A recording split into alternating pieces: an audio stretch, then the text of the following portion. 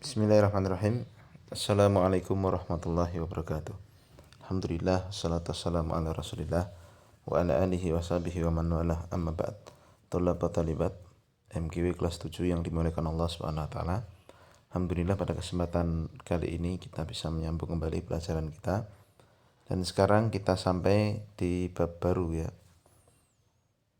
Pelajaran ke 22 dengan judul bab termasuk syirikan, memakai gelang, benang, dan yang sejenisnya sebagai pengusir atau penangkal mara bahaya. Jadi ada bahaya tapi diusir dengan gelang, dengan benang atau yang semisal. Dia meyakini bahwa gelang yang dia pakai itu bisa mengusir sakit, mengusir bahaya dan sebagainya. Nah, ini kesyirikan seperti ini.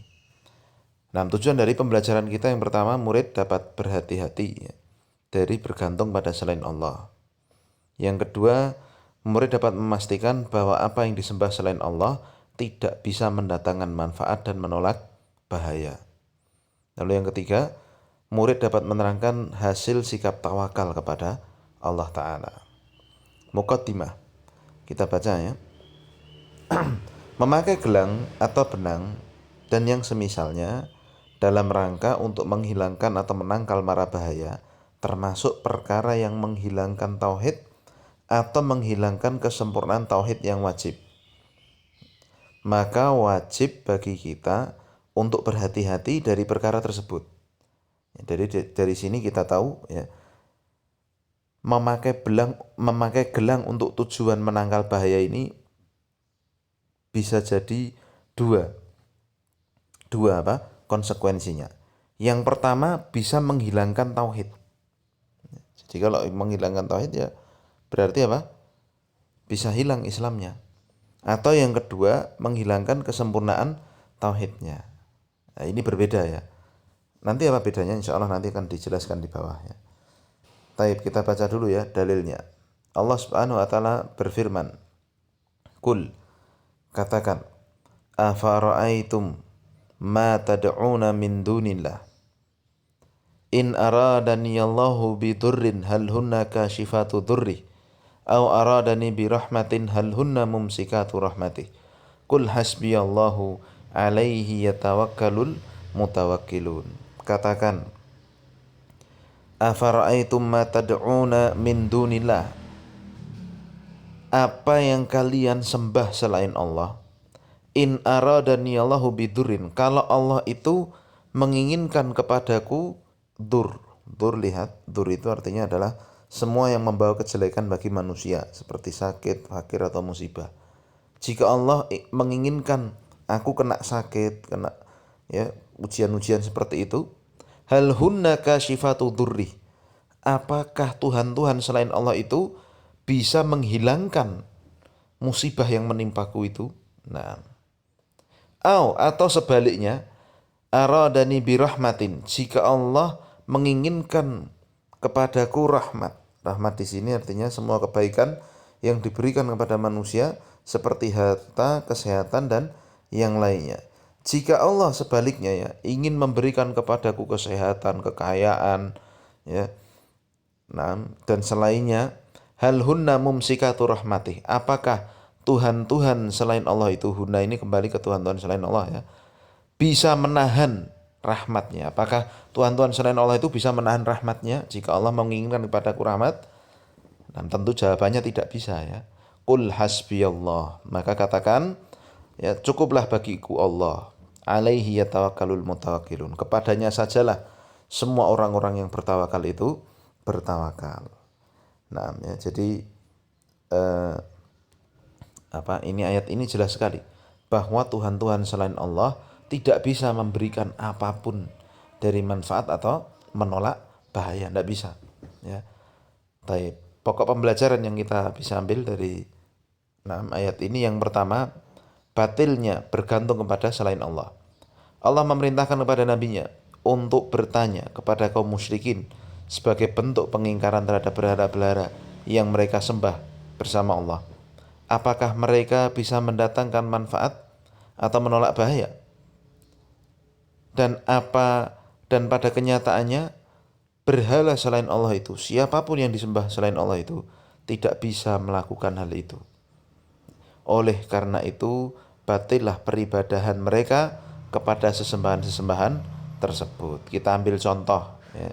Contoh, orang meyakini katanya Nyi Roro Kidul bisa memberi rezeki bagi orang pantai selatan. Ini kenyataannya apakah demikian?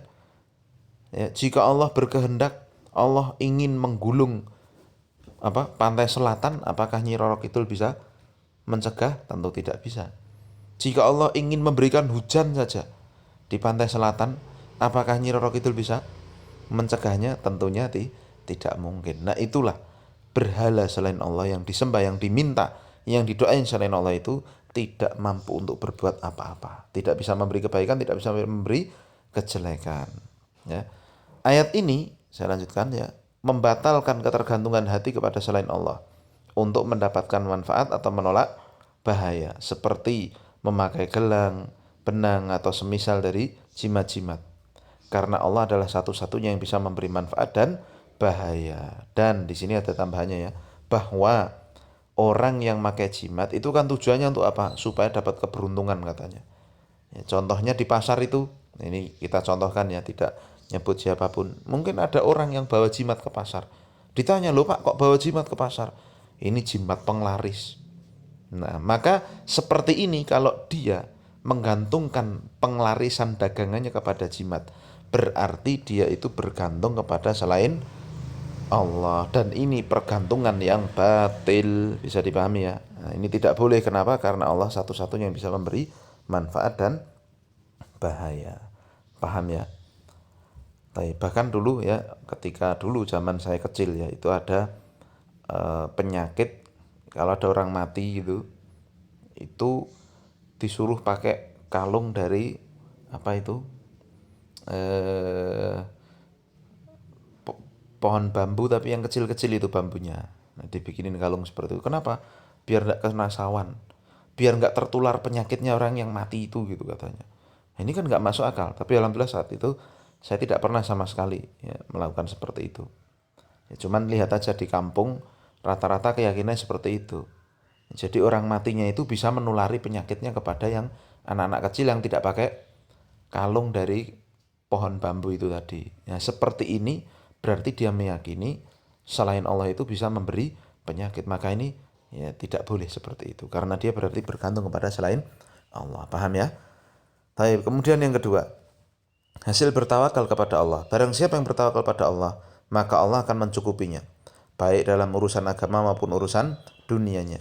Dan siapa yang minta perlindungan pada Allah, maka Allah akan menyelamatkannya. Allah mengatakan, "Qul hasbiyallah alaihi yatawakkalul mutawakkilun." Katakan, cukuplah bagiku Allah, hanya kepadanya lah bertawakal orang-orang yang berserah diri. Maka wajib bagi setiap muslim untuk bertawakal dan menyerahkan semua urusannya pada Allah dengan mengerjakan sebab yang dibolehkan, karena Allah adalah sebaik-baik wali. Wali itu artinya yang mengurusi satu urusan ya. Dan sebaik-baik wakil, yaitu yang diserahkan kepadanya urusan. Jadi ini tolong kasih garis bawah nih, bedanya wali dan wakil. Ya, Allah adalah sebaik-baik wali dan sebaik-baik wakil. Ya, dialah yang memberi jalan keluar atas semua kesulitan, yang menghilangkan hal-hal yang menyedihkan, dan tidak ada sembahan yang benar selainnya, ya, dan tidak ada Rabb selain Allah Azza wa Jalla. Nah, inilah ya hasil bertawakal, orang itu akan dicukupi oleh Allah Subhanahu wa taala. Kalau dia bergantung pada Allah, ya Allah akan mengurusinya. Tapi sebaliknya, kalau dia tidak bergantung kepada Allah, justru dia bergantung kepada sesembahan selain Allah, ya Allah akan meninggalkannya. Jelas ya? Nah, maka ya nanti ini tugasnya evaluasi ini tolong dikerjakan ya.